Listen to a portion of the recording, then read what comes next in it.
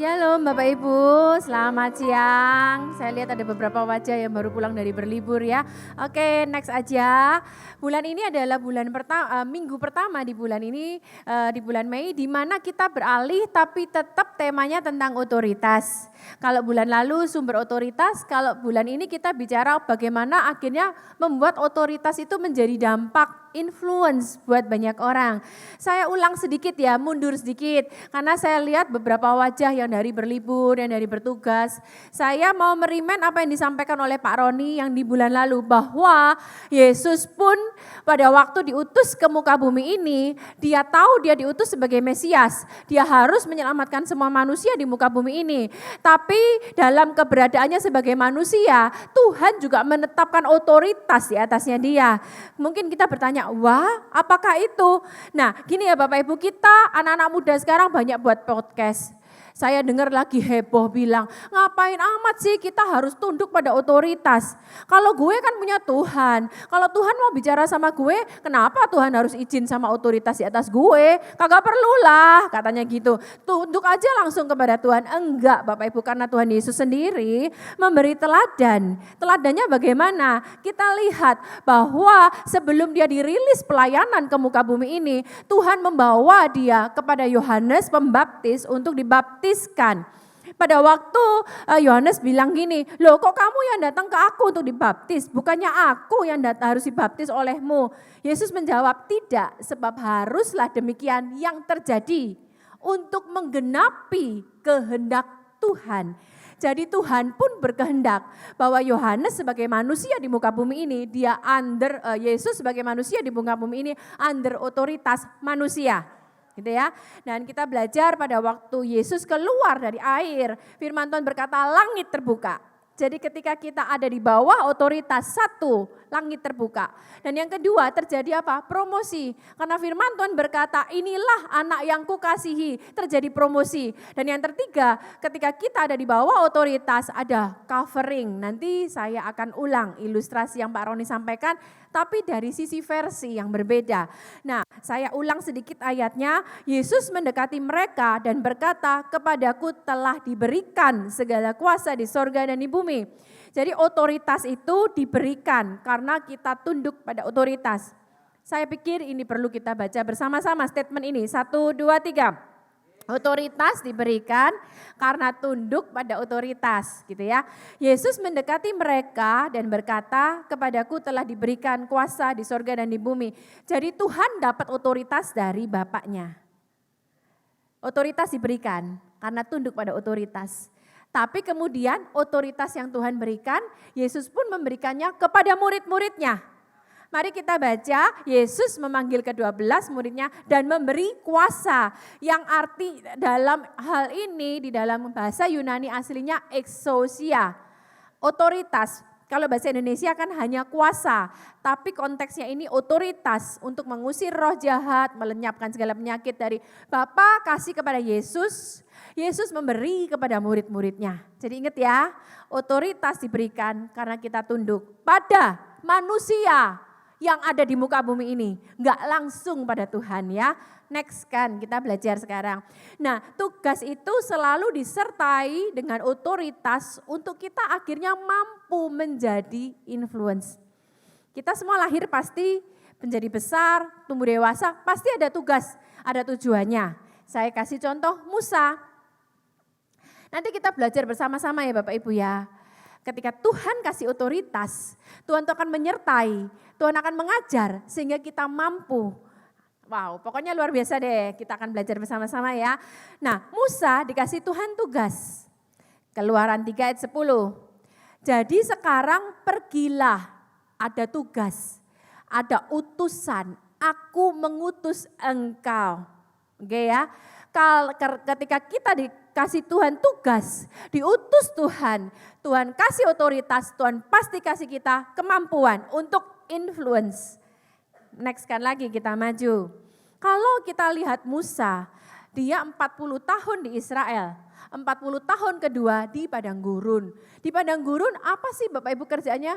Cuman menggembalakan kambing domba. Ketemu siapa sih? Mertuanya, ketemu Sipora istrinya, mungkin ketemu ipar-iparnya, ketemu sama embek setiap kali. Makanya saya bisa memahami ketika Tuhan mengutus Musa, dia bilang enggak salah Tuhan. Aku ini bisa apa? Dia enggak pede Bapak Ibu. Karena apa enggak pede? Bayangin aja Bapak Ibu, 40 tahun komunitasnya cuman istri, suami, istri, mertua, kambing domba.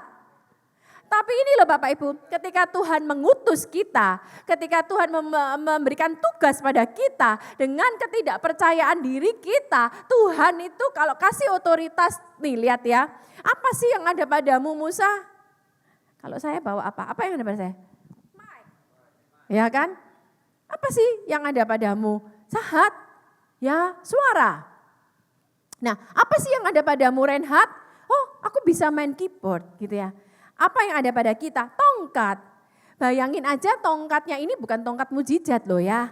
Ini tongkat dia pakai jalan, pakai endaki misalnya bukit. Dia pakai untuk, kalau ada dombanya mulai mulai liar-liar, dia pakai pentungin domba-dombanya. Nah terus ya Tuhan bilang, lemparkanlah tongkatmu ke tanah, ketika dilemparkan jadi ular. Ketika diangkat kembali lagi menjadi tongkat lagi. Di sini tanda Tuhan kasih dia otoritas. Nah next kan lagi kita tahu ceritanya dia ke Firaun, dia buat mujizat. Dan gini Bapak Ibu kita belajar ya. Untuk apa sih kita diberi otoritas itu? Kita kan lahir pasti punya tujuan Tuhan. Kalau kita dikasih kemampuan mengelola seperti Bu Magda ini. Saya bilang kamu tuh luar biasa loh Magda, luar biasa banget.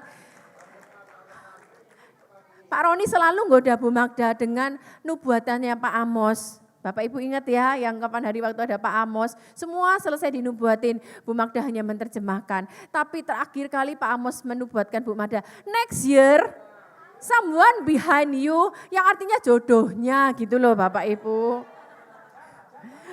Pak Roni selalu goda jama untuk jodohnya gitu ya. Nah perhatikan Bapak Ibu, Magda bisa kemampuan untuk mengelola. Saya bilang sama Magda, aku enggak bisa loh melakukan seperti apa yang kamu bisa lakukan. Jadi Magda sudah menginfluence. Seperti kemarin aja cek darah 80 orang ya. 83 orang. Kalau enggak Cik Magda yang mengelola gitu ya Bapak Ibu ya. Nah Magda dikasih Tuhan tugas, dikasih otoritas sama lewat Pak Roni untuk mengelola. Dan apa yang terjadi? Menginfluence kan. Banyak orang jadi sehat, diperiksa darah. Tetapi aku akan, perhatikan ini ayat penting Bapak Ibu ya. Tetapi aku, di sini akunya huruf besar. Tuhan yang akan mengacungkan tangan dan memukul siapa? Mesir. Tuhan yang punya agenda untuk menghukum orang Mesir. Tapi lewat siapa Bapak Ibu? Lewat Musa. Musa bilang, aku ini siapa? Komunitasku cuman mertua, cuman istri, ipar, kambing domba. Tapi ketika Tuhan memberikan otoritas, itu Tuhan kasih kita kemampuan Bapak Ibu. Ya, terus dan apa? Justru kita melakukan agenda Tuhan. Ingat ya, kita ada di muka bumi ini, kita kasih Tuhan tugas, Tuhan kasih kita otoritas untuk apa? Melakukan agenda Tuhan menjadi dampak bagi banyak orang. Aku mah ibu rumah tangga saja, justru jadi dampak di rumahmu, jadi dampak buat anakmu, jadi dampak buat membantu kita. Kita enggak bisa iri sama orang yang dampaknya beribu-ribu orang, enggak. Tiap orang punya bagiannya masing-masing. Oke, next kan lagi. Nah ini yang perlu kita belajar hari ini Bapak Ibu ya, dari sisi saya. Nanti nextnya pasti ada hamba Tuhan yang bahas influence berbeda ya. Apa sih yang harus dilakukan kalau kita menerima otoritas? Saya tanya dulu sama Bapak Ibu di tempat ini, siapakah di sini yang merasa memiliki otoritas? Sebelum lebih lanjut, siapa yang merasa memiliki otoritas? Setiap kita punya otoritas. Bu Erni di tempat ini punya otoritas? Iya, dia punya toko musik ya.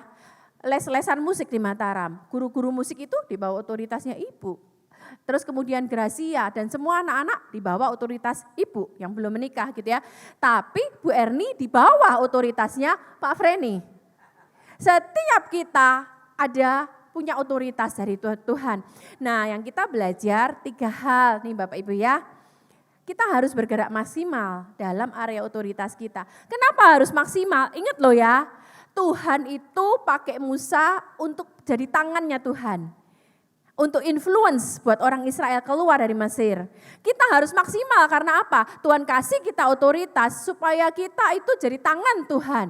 Untuk influence buat orang-orang yang ada pada kita. Yang kedua, nah ini dia. Kalau minggu lalu Pak Jonathan bahas tentang kecewa, kita akan bahas pemimpin yang enggak punya rasa aman. Ini bahaya Bapak Ibu. Yang ketiga, seringkali otoritas tuh mendominasi, memanipulasi, mengintimidasi. Next kan kita belajar yang pertama. Apa sih yang harus dilakukan dengan otoritas?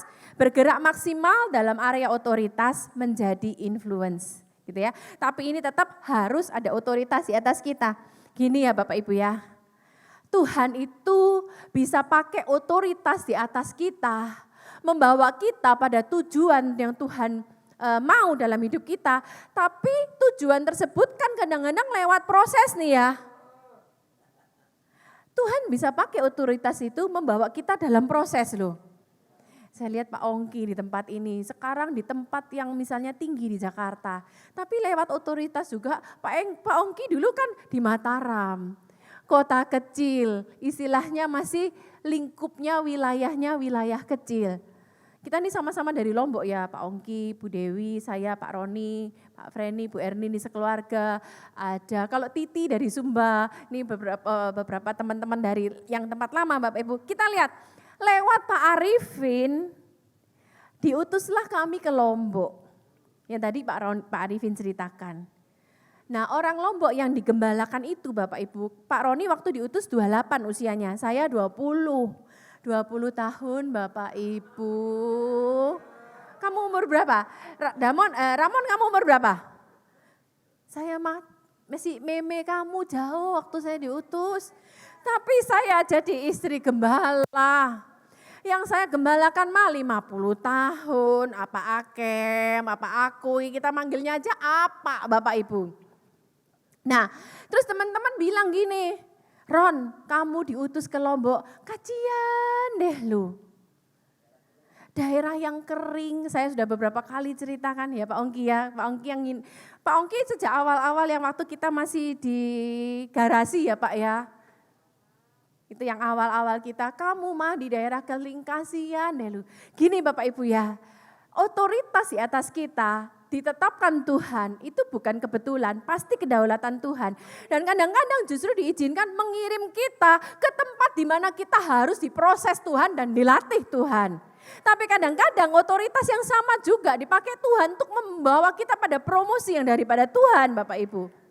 Nah kemudian kita di sana ngalamin tuh Pak Roni awal-awal. Jemaat awal-awal tuh yang Chinese totok. Ngomong sama Pak Roni, nih orang sekya. Ini ada Pak Hendra sama Bu Yuve orang Lombok juga. Nih orang ini sekya. Bapak Ibu tahu sekya itu apa? Sekya itu masih anak-anak gitu loh. Masih anak kecil. Soalnya Pak cemen. Pak Roni jangan bayangkan sekarang perut buncit, kepala rambut putih. Kagak Bapak Ibu, kecil kurus. Kemudian rambutnya kagak dijambul, rambutnya tuh klewer-klewer gini Bapak Ibu. Jadi selalu gini. Terus kalau jalannya lebih mentul-mentul dari sekarang. Jalannya gini, badannya kurus, rambutnya gini-gini. Aduh Pak Arifin gak salah kirim orang. Ini mah sekya Pak Arifin dikirim orang katanya gitu. Suatu kali Bapak Ibu ada pekerja gereja. Itu gak setuju dengan keputusan yang Pak Roni buat gitu ya. Itu bahasa Jawanya tuh nuding, telunjuknya tuh Pak Roni ya, bukan Pak lagi ya, panggilnya Roni ya, kamu ya udah gini. Kita ngalamin Bapak Ibu, di mana kita harus hormat sama keputusannya Pak Arifin, diutus ke tempat gak enak, orang-orang yang lebih tua, yang menganggap kita sekya, yang menganggap saya noni gak bisa apa-apa Bapak Ibu. Saya ngalamin itu semua, tapi justru disitulah kita diproses. Saya belajar berkhotbah di tengah encim-encim, kita belajar benar-benar diproses Tuhan. Tapi perhatikan Bapak Ibu, Isai berkata kepada Daud anaknya, Kalau kita belajar Daud ya, Daud ini nggak disayang loh sama orang tuanya. Disepelekan, dinomorduakan, nggak dianggap. Firman Tuhan dalam Mazmur 27 berkata, sekalipun ayahku dan ibuku meninggalkan aku, tapi Tuhan menyambut aku. Terus suatu kali papahnya bilang gini, ambillah untuk kakak-kakakmu bertih gandum ini seeva dan roti yang 10 ini, bawalah cepet-cepet, suruh cepet pula. Sudah kagak disayang, sekalinya nyuruh cepet-cepet pula. Jengkelin kagak orang tua ya kayak gini nih ya. Terus bawalah ke kakak-kakakmu dan baiklah sampaikan keju yang 10 ini kepada kepala pasukan 1000. Tengoklah apakah kakak-kakakmu selamat dan bawalah pulang suatu tanda dari mereka. Kalau Bapak Ibu perhatikan ayat ini, semua yang papahnya suruhkan, semua yang papahnya katakan selalu tentang kakak-kakaknya. Judulnya kakak-kakakmu, semua untuk kakak-kakakmu, tidak ada untuk dirinya Daud. Dia benar-benar dinomorduakan, disepelekan, semua untuk kakak-kakaknya. Tapi perhatikan Bapak Ibu, firman Tuhan berkata, dia bisa aja kan protes sama bapaknya. Ngapain amat sih aku harus taat sama bapakku. Termasuk kalau firman Tuhan berkata dia mengembalakan 2-3 ekor kambing domba, itu atas perintah siapa? Bapaknya loh Bapak Ibu. Gini ya, kalau otoritas menyuruh kita ke suatu tempat yang gak enak, sometimes kita protes dong. Tapi justru disitulah Tuhan pakai otoritas kita membawa kita ke tempat di mana kita belajar. Daud dengan mengembalakan 2-3 ekor, di situ dia belajar menghadapi singa, di situ dia belajar menghadapi beruang. Karena kalau dia nggak taat sama bapaknya, dia nggak ngerti cara melawan singa, cara melawan beruang. Terus ya taat dong, dia cepat-cepat. Firman Tuhan bilang dia titipkan domba-dombanya kepada penjaga, dia pergi ke kakak-kakaknya. Sama kakak-kakaknya dibully pula lah, kamu ini ngapain amat sih kamu kesini. Tapi singkat cerita dia dapat otoritas dari Saul rajanya untuk dia mengalahkan Goliat. Singkat cerita kita tahu bahwa Daud mengalahkan Goliat. Tapi intinya yang mau saya sampaikan, kalau dia nggak taat sama papahnya, bawa gandum, bawa roti, bawa keju kepada kakak-kakaknya, jengkelin selalu kakak-kakaknya. Kalau dia nggak taat itu, dia nggak dapat promosi Bapak Ibu. Kalau dia nggak taat itu, dan perhatikan Bapak Ibu, firman Tuhan berkata di situ di ayat selanjutnya, dia bersegera cepat-cepat. Perhatikan, kalau dia salah timing, kalau dia tidak bersegera bawa itu barang kepada kakak-kakaknya, dia tidak ketemu Goliat. Sikap respon dia bersegera, hormat kepada papahnya, yang dalam hal ini papahnya menjengkelkan. Itu jadi promosi buat dia loh Bapak Ibu. Oke, next kan lagi kita belajar. Yusuf. Sebab itu kamu tidak akan masuk sana lagi Jos, jadi berkat. Sebab itu kepala penjara, perhatikan, yuk Bapak Ibu kita jangan kelewatan, kita baca ayat ini bersama-sama. Sebab itu kepala penjara mempercayakan semua tahanan itu dalam penjara itu kepada Yusuf. Kata mempercayakan berarti ini kan otoritas di atas dia, dikasih tanggung jawab. Siapa sih orang yang dipercaya? Orang penjara semua. Kalau Daud pikir siapa sih? Cuman kambing domba 2-3 ekor. Ini cuman orang-orang penjara. Dia pikir kalaupun aku bisa dipercaya dengan orang penjara, emangnya aku bisa influence apa kepada orang penjara? Kadang kan kita protes nih sama Tuhan, aku mah dibawa ke desa. Influence apa yang tahu aku? Bukan masalah influence kamu saat ini, tapi proses yang kamu sedang kerjakan saat ini membawa kamu influence yang jauh lebih besar Bapak Ibu. Nah kemudian dikatakan, dan segala pekerjaan yang harus dilakukan di situ, dia yang urus. Ini loh Bapak Ibu, seringkali otoritas di atas kita, kasih kita tugas yang gak enak buat kita.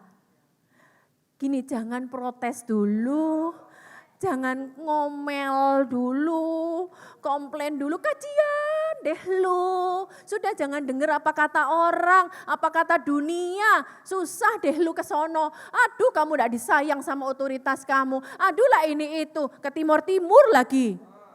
Kalau si Maurin cerita, aduh bu kasur saya bu cuman segini doang bu. Terus kemudian kalau bahasa Jawanya kasurnya tuh jombat kiri, jombat kanan. Apalagi kan lumayan gede ya.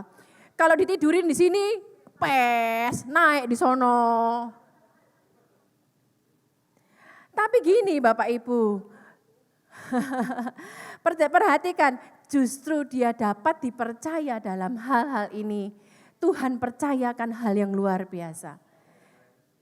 Perhatikan Bapak Ibu, kita kan enggak tahu waktunya kapan. Ini kita hanya berpikir, paling cuman kepala penjara. Aku paling bisa dipromosikan setinggi apa sih? Cuman kan Tuhan hanya mau lewat dia kan. Masalah promosi, masalah apa, itu kan Tuhan. Iya kan Bapak Ibu? Dan kita tahu semuanya, justru Bapak Ibu, kenapa dia harus ada di tempat ini? Dia belajar proses manajemen dalam penjara. Dia belajar di sini prosesnya. Begitu dia dapat promosi dari Firaun, dia bisa mengelola seluruh Israel. Next kan lagi kita belajar. Mesir, maaf Bapak Ibu, sometimes saking semangatnya gitu ya. Maka kata tuannya itu kepadanya, baik sekali perbuatanmu itu hai hambaku yang baik dan setia. Engkau setia memikul tanggung jawab dalam perkara yang kecil. Makanya kalau bicara otoritas itu kan selalu memberi kita tanggung jawab dong. Saya ngomong sama kita semua belajar, walaupun satu Bapak Ibu. Tapi kalau kita benar-benar dapat dipercaya, kita bisa dapat otoritas influence untuk hal yang besar. Oke. Yang dua jadi berapa nih Bapak Ibu? Pak Roni sering ngasih matematikanya. 2 jadi berapa? 4. Yang 1 jadi 0. Karena diambil. Yang 5 jadi berapa? Yang 5 jadi 11. Pinter gitu ya murid-murid. Perhatikan Bapak Ibu, semua adalah hati kita. Semua berpulang kepada hati kita Bapak Ibu. Jadi kalau otoritas kita di atas kita kasih kepercayaan yang ini jangan komplain dulu lah. Coba pulang dulu ke rumah. Sometimes ya maaf ya Bapak Ibu kadang-kadang itu kita respon seketika spontan. Kita bisa aja gitu. It's okay kok tapi pulang ke rumah cooling down. Merenung baliklah ke firman Tuhan. Dan Bapak Ibu kalau ke depan Bapak Ibu ngalamin ini, ingat ya bahwa Tuhan bisa pakai otoritas kita, mengirim kita untuk kita diproses. Tapi lewat proses itu promosi dari Tuhan. Next kan, ingat ya, jadi jangan komplain dulu, jangan ngomel dulu, bersungut-sungut sama otoritas kita, no, lakukan. Next kan lagi kita belajar. Ini yang penting Bapak Ibu. Sekarang otoritas harus memiliki apa sih? Rasa aman. Jadi yang pertama kita belajar ya, hormat pada otoritas, hal-hal kecil, dipercaya. Yang kedua ini penting loh Bapak Ibu. Kenapa sih orang-orang Farisi sama ahli Taurat itu begitu gak suka sama Tuhan? Karena sebelum Yesus ada, mereka nih jadi orang yang diagung-agungkan, jadi penguasa. Tapi begitu Yesus ada, perhatian mata seluruh orang Israel beralih kepada Yesus. Mereka enggak aman Bapak Ibu. Nih, kita belajar ya. Di situ ada seorang yang mati sebelah tangannya. Mereka bertanya kepadanya, bolehkah menyembuhkan orang pada hari Sabat? Sebentar. Saya back dulu, saya ingat kesaksian tentang memaksimalkan potensi ya. Sebentar, loncat dulu, back lagi. Suatu kali Pak Arifin nyuruh Pak Roni, Ron, karena kita mau buka sekolah Alkitab, kamu ngambil S2 ya. Waduh, S2-nya di Bali Pak. Kita udah di Jakarta, sebulan sekali harus ke Bali. Di mana ambil perkuliahannya itu bisa 3 hari, 4 hari. Onsite ya waktu itu Bapak Ibu ya, lumayan gawe juga Bapak Ibu. Dah ya, tunduk dong, taat dong sama otoritas, ambil S2. Pak Arifin bilang, Ron, kalau kita mau buat yang STT resmi, itu harus ada 10 doktor Ron. Dia sudah tahu, ujung-ujung karepnya Pak Arifin sudah tahu. Kita sudah ada 9 orang yang mau Ron. Termasuk ada Bu Kristi, ada Pak Arifin, ada Pak Daniel Yanur. Pak Roni nggak perlu ngomong maksud loh, nggak usah. Sudah tahu maksud bapaknya, karepnya sudah tahu. Pak, saya cukup S2 aja Pak. Terus Pak Arifin bilang gini, Ron kita tuh melihat jauh ke depan. Bapak Ibu tahu siap Pak, walaupun siapnya Pak kali ini tidak siap Pak. Siap Pak, karena di film sini masih ada, karena di balik papan Bapak Ibu. Sebulan sekali harus ke balik papan. Ada merongkol bolu bahasa Jawanya. Merongkol bolu tuh jengkel gitu ya. Tapi ya nurut Bapak Ibu. Saya mau kasih tahu ya, apakah yang terjadi. Sometimes waktu itu kita nggak tahu untuk apa sih. Masakan hanya untuk STT doang. Oke, Pak Roni di Jakarta, kemudian Pak Rubin Adi terpilih sebagai Ketua Umum GBI. Pak Rubin telepon Pak Roni, Pak Roni saya minta tolong Bapak, ini yang periode yang lalu ya, untuk menjadi ketua diklat semua pendeta-pendeta GBI seluruh Indonesia dan mengepalai bidang teologi Bapak Ibu. Kalau enggak doktor enggak bisa Bapak Ibu ya. Jadi itu saya mau saksikan bahwa otoritas tuh enggak selalu membawa kita ke tempat yang enak proses. Tapi justru kita melihat jauh ke depan. Pasti ada influence yang Tuhan bisa berikan lewat ketaatan kita saat ini pada otoritas. Oke. Next kan lagi kepada belum yang rasa aman tadi. Nah, perhatikan Bapak Ibu. Di situ ada seorang yang mati sebelah tangannya, mereka tanya kepada Yesus. Mereka tanya bukan nggak ngerti. Ingat loh Bapak Ibu, semua orang Farisi, semua ahli Taurat kalau tanya itu sifatnya jebak, ngetes. Bolehkah menyembuhkan orang pada hari Sabat? Yuk kita baca Bapak Ibu sama-sama. Maksud mereka supaya dapat mempersalahkan dia. Memang dari awal orang Farisi, ahli Taurat ini mau maksudnya meniadakan Yesus karena tidak aman Bapak Ibu. Lalu kata Yesus kepada orang itu, ini yang perlu kita belajar. Antara rasa aman dan rasa tidak aman ada di ayat ini. Ulurkanlah tanganmu. Dan ia mengulurkan tangannya, maka pulihlah tangannya itu menjadi sehat seperti tangannya yang lain. Lalu keluarlah orang-orang Farisi itu dan bersekongkol untuk membunuh dia. Orang kalau tidak aman, hati-hati Bapak Ibu. Kejahatan itu dimulai dari rasa iri hati. Dia tidak aman sama pemimpin lain, sama orang-orang yang ada di bawahnya. Makanya banyak anak-anak muda, Pak saya itu diem-diem disekor sama gembala saya. Saya tanya sama gembala saya, berapa lama saya disekor? Enggak ada batas waktunya. Kamu membuat gereja dalam gereja. Rupanya apa? Enggak aman Bapak Ibu. John Maxwell berkata, salah satu kesalahan utama seorang pemimpin, ini bukan hanya di gereja Bapak Ibu, di perusahaan, di semuanya. Bukan karena strukturnya, bukan karena pengajarannya atau apapun. Tapi salah satu kesalahan utama di gereja, rasa aman. Tidak aman seorang otoritas Bapak Ibu. Pak Arifin ngajar gini, Ron kalau pemimpin tidak aman sama orang yang dipimpin, kayak gini loh. Kita tubuh ya Bapak Ibu ya, otoritas kan kepala. Loh lah kalau kakimu tumbuh, tanganmu tumbuh, lehermu tumbuh, masa kepalanya mandek Bapak Ibu? Kalau semua tumbuh kan kepala ikut tinggi dong. Kenapa kita enggak rasa aman menekan orang yang di bawah kita, menekan teman-teman kita? Enggak, justru kita ikut bertumbuh Bapak Ibu. Jadi milikilah rasa aman. Oke, ini dia ya. Yang satu ini kita lihat. Lalu keluarlah orang Farisi itu bersekongkol membunuh dia. Respon Yesus rasa aman yang luar biasa. Dia enggak tiup orang-orang, mati kamu, kagak Bapak Ibu. Dia bilang apa? Tetap, baca ya, baca Bapak Ibu jangan kelewatan. Tetapi Yesus mengetahui maksud mereka lalu menyingkir. Justru rasa amannya enggak membuat dia unjuk kekuasaan. Justru rasa amannya membuat dia ngalah, menyingkir Bapak Ibu.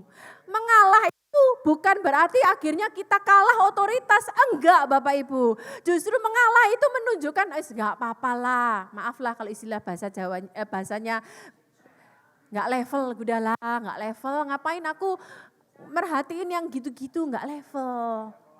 Beda kan? Gitu ya Bapak. Perhatikan, jangan kelewatan Bapak Ibu ya. Kita ulang yang merah bawah, kita baca sama-sama. Lalu keluarlah orang Farisi dan bersekongkol. Ini gambaran orang tidak aman. Tapi yang aman justru nyingkir, sudahlah ngalah aja. Bapak Ibu saya tanya, siapa sih yang kasih otoritas di atas kita? Tuhan. Semakin kita takut kehilangan kepemimpinan kita, semakin kita genggam, semakin hilang Bapak Ibu. Semakin kita punya rasa aman, semakin kita disayang sama orang-orang yang dipercayakan Tuhan atas kita. Next kan lagi. Ini yang terakhir, tapi ada beberapa poin. Enggak apa-apa ya Bapak Ibu, kita masih ada waktu untuk belajar lah. Nah, otoritas itu enggak manipulasi, enggak dominasi, enggak intimidasi. Karena ini yang seringkali terjadi. Manipulasi contohnya Imam Eli lah. Kita tahu ceritanya dia punya 2 orang anak laki-laki, Hofni dan Pinehas. Terus kemudian dia memanipulasi semua untuk kepentingan diriku, untuk keuntunganku, untuk keluargaku, untuk rumah tanggaku. Jadi apa yang terjadi? Semua persembahan ini kita baca ya. Mengapa kamu memandang dengan loba kepada korban sembelihanku dan korban sajianku yang telah kuperintahkan, dan mengapa engkau menghormati anak-anakmu lebih daripadaku? Sambil kamu menggemukkan dirimu dengan bagian yang terbaik. Bagian yang terbaik dipakai untuk diri sendiri.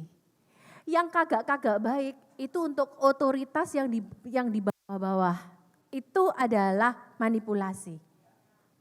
Enggak ya, kita otoritas, kita bapak, justru ayo kita berbagi yang terbaik buat semuanya. Next kan lagi. Nah, kita tahu ceritanya lah. Ibu yang satu ini, dia bukan lagi panglima, tapi luar biasa. Si Ahab nih Raja Israel, kepingin kebun anggur. Dia lihat jalan-jalan, ketemulah kebun anggurnya Pak Nabot. Pada waktu dia mau beli, Nabot enggak kasih, ini adalah warisan leluhurku. Dia pulang dengan, kalau orang Lombok bilang wajahnya bocong, Bapak Ibu, bocong tuh begini dia. Si istri nih lebih powerful dia daripada suaminya. Yang suaminya pulang bocong, yang istrinya pulang, emang ngapain kamu bocong-bocong kayak gitu? Lu ada apa? Gitu kan. Suaminya gini, iya gitu ya. Kata istrinya, bukankah kamu sekarang memegang kuasa raja atas Israel? Oi, suamiku, bangunlah, makanlah, dan biarlah hatimu gembira. Aku akan memberikan kepadamu kebun anggur Nabot orang Israel. Caranya gimana? Dibunuhnya Bapak Ibu. Dominasi, semua dipakai untuk kepentingan sendiri. Next kan lagi. Nah, intimidasi sekarang. Ini hati-hati ya Bapak Ibu ya. Intimidasi itu luar biasa loh. Roh intimidasi. Elia pun barusan melakukan mujizat besar. Kena intimidasi Bapak Ibu, bahkan dia melarikan diri. Isabel nih bilang gini, beginilah kiranya para Allah menghukum aku. Roh intimidasi itu Bapak Ibu, kalau kita semakin kena intimidasi, dia semakin jadi raksasa monster dalam hidup kita. Harus kita lawan ini Bapak Ibu. Barusan tadi pagi nih cerita, saya sama Pak Roni nih cerita. Pak Roni cerita sedikit ya sayang ya.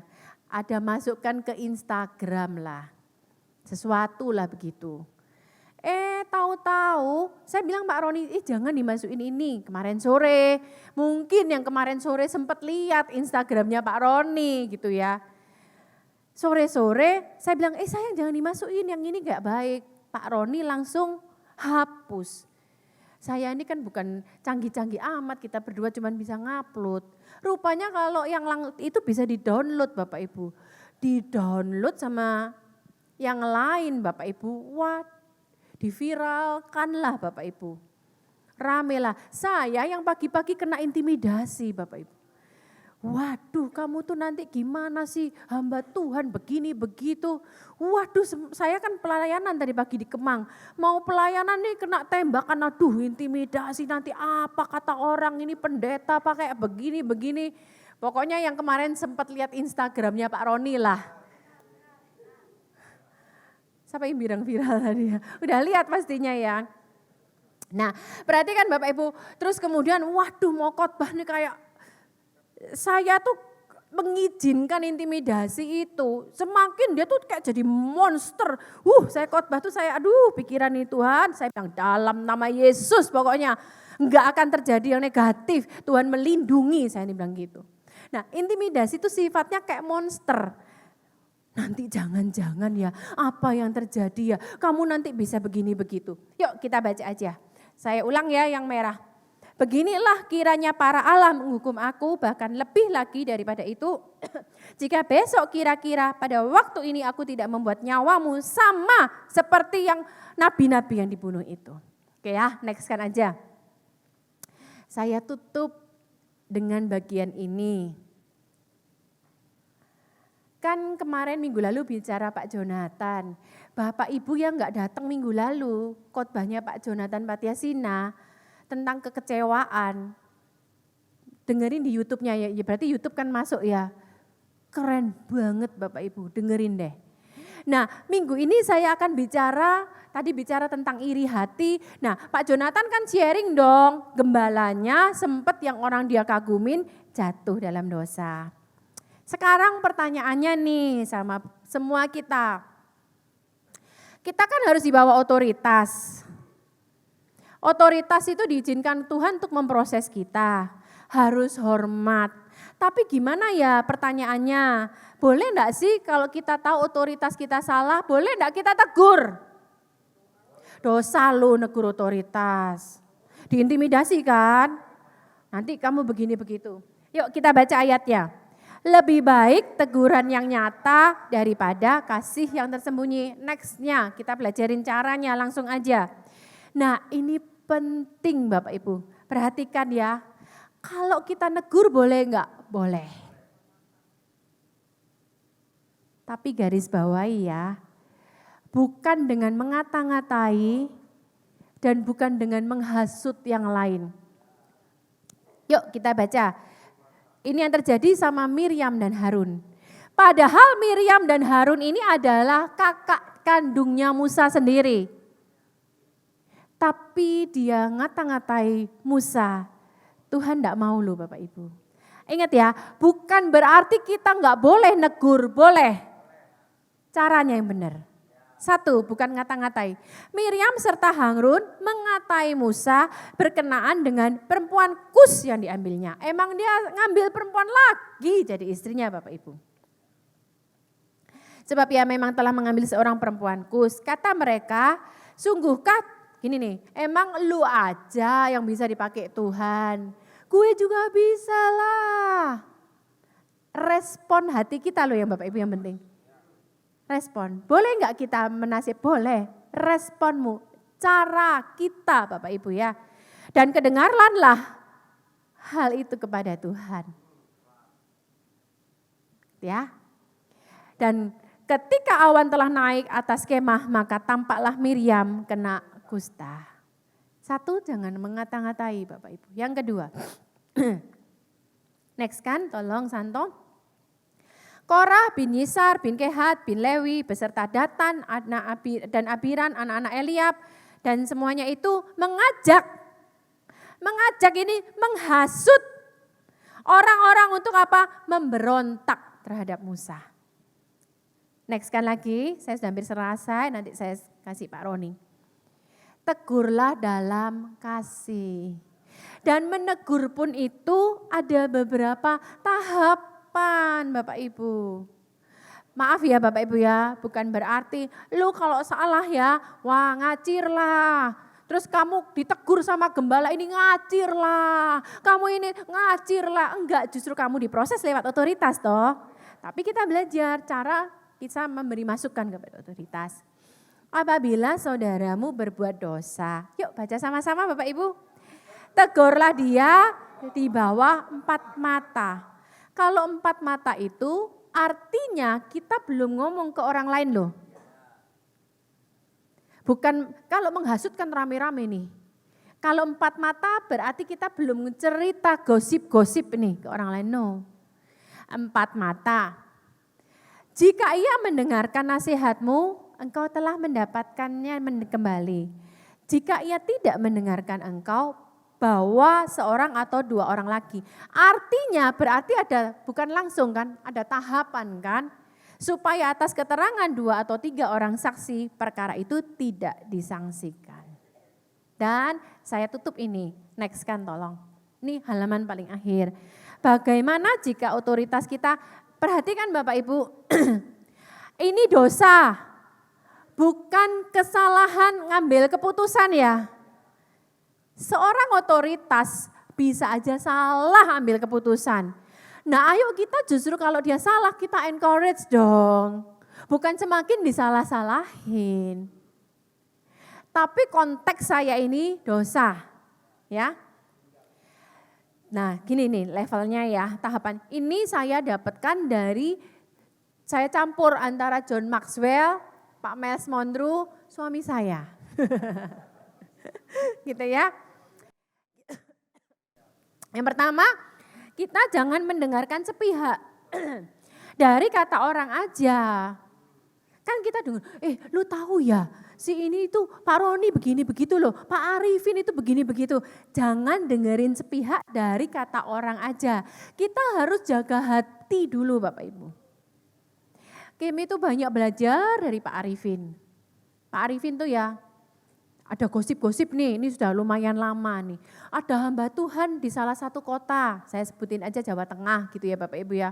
Wah rame begini begitu, wah semakin digosok, semakin sip sesama hamba Tuhan loh Bapak Ibu. Pak Arifin ngajar, Ron kita jangan ikut-ikutan, saya telepon orang tersebut, saya tanya dia, kamu betul enggak sih berbuat ini? Jadi Bapak Ibu kalau ada kasak kusuk di antara kita lebih baik ngademin loh Bapak Ibu. Jangan kita ikut wah ademin. Dan apakah yang harus jaga hati? Belum tentu yang diomongin orang tuh benar, tapi kita udah terpengaruh dulu kan. Jaga hati dulu Bapak Ibu. Dan yang selanjutnya doain dulu deh.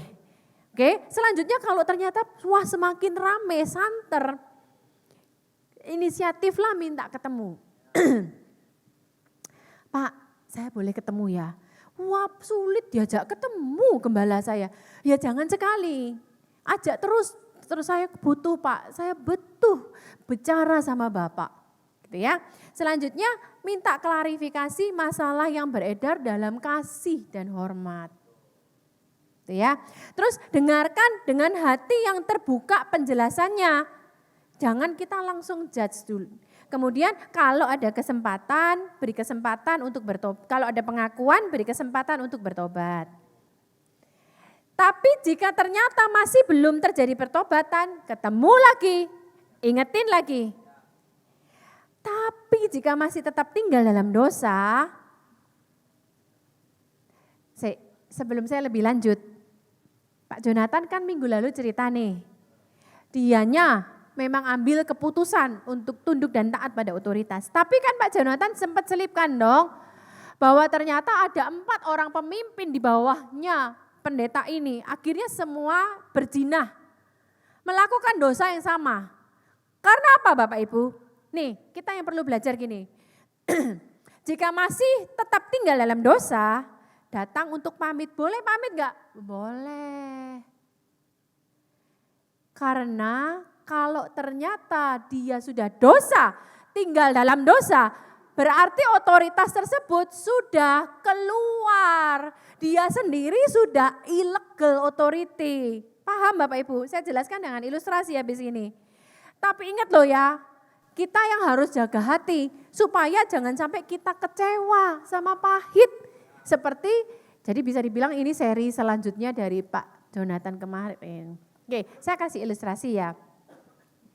Karena saya perempuan, saya cari perempuan. Saya cari yang tinggi ya. Morin, tolong Rin. Morin yang megang, Cimak yang lebih tinggi dari saya. Ruth. Morin, Magda, Ruth. Masih pakai payung ya.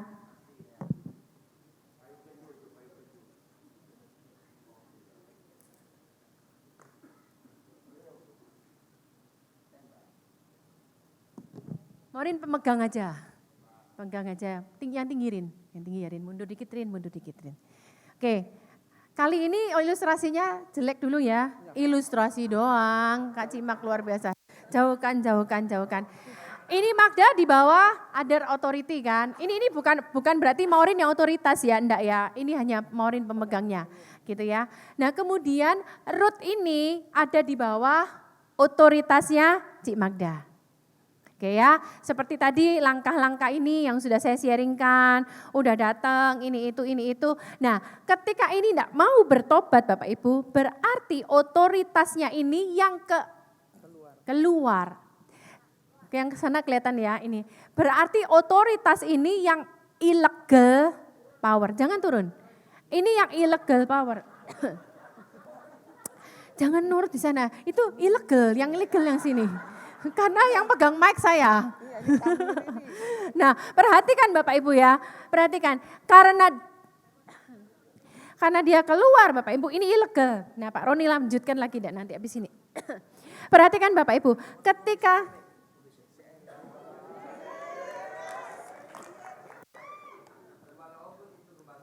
Gembala Ogut. Kalau ini sama-sama Bapak Ibu, ini keluar, ini illegal power, ini ikutan. Makanya kemarin yang Pak Jonathan saksikan, yang di bawah dia ternyata sama. Jadi Bapak Ibu, kita boleh pamit baik-baik, tapi kamu tetap justru ada di dalam legal power. Paham ya? Tapi ingat, sudah makasih kalian bertiga. Ingat ya, kita belajar dari teladan Yesus. Yesus pun punya otoritas di atasnya. Yohanes Pembaptis. Ada 3 hal ketika kita ada dalam legal power. Langit terbuka, ada promosi, ada perlindungan. Tapi ingat apa yang harus dilakukan? Kita harus memaksimalkan lewat justru kita tunduk pada otoritas di atas kita. Walaupun kadang dikirim ke tempat gak enak, taat dulu aja. Dan yang kedua, milikilah rasa aman. Yang ketiga, no manipulasi, no dominasi, no intimidasi. Dan kalaupun kedapatan otoritas kita ada kesalahan, tetaplah miliki rasa hormat dan sampaikan dalam kasih. Tuhan Yesus memberkati, saya serahkan.